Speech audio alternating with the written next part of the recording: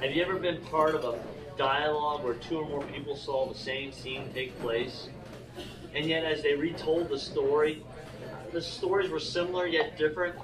It was almost like they were told from different vantage points. For starters, you might get a gambit of responses from the people. One person might only remember some of the vague details of the story. Another person, well, they might just remember that the man got his drink and then spilled it at the table. Another more detail-oriented person might recall moment by moment every detail, and we all hope that she isn't watching us in a restaurant.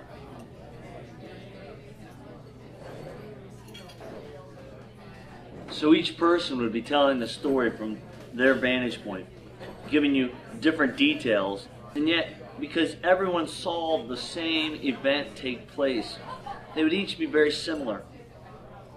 For instance, another person might recall at the end of their story a time when they had been spilled something on their table, and a stranger came over and helped them clean up the mess, and how thankful they were because they felt so humiliated and they were struggling with their children.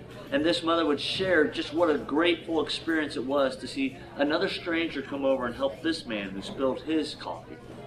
Another person might be indignant as to the event, disgusted by the man's attempts to answer his cell phone and not just stay on task with the matter at hand.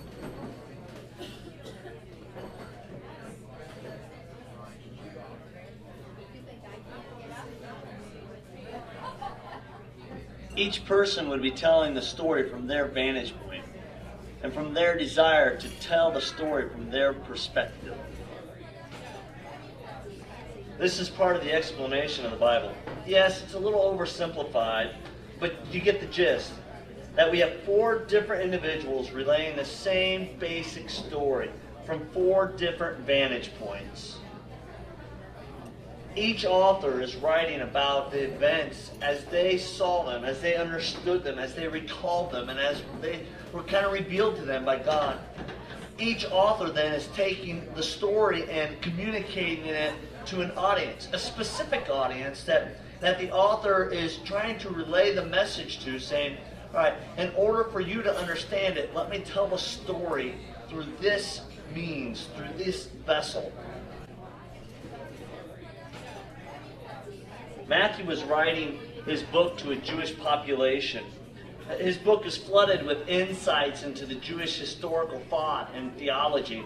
And the Jewish audience would have interpreted Jesus' words and the way Matthew conveyed them immediately and said, oh, we get this. This is to be the biblical Messiah, the one that we've been waiting for, the Son of God.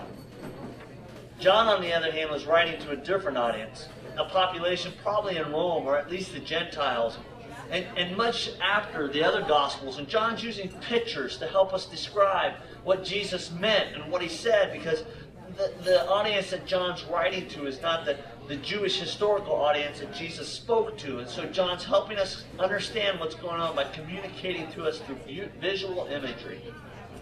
So it's when we look at each one of the Gospels and we recognize that they come from a different perspective, but when reading them, we must put them all together and we must harmonize some things to go, all right, this is a more holistic picture of Jesus in the sense of we have all the perspectives and we can now come together with a complete story that we really read the Bible for all that it's worth. But we must never forget that each author has their own point that they're trying to convey to you and their own logic that they're trying to speak to you with. And we have to look at each gospel separate and say, what can we gain from this author's narrative revelation? Because each one has a different thing they're trying to say to us about Jesus' life, death, and resurrection. Then we filter that all through our brains and our understanding from the Holy Spirit.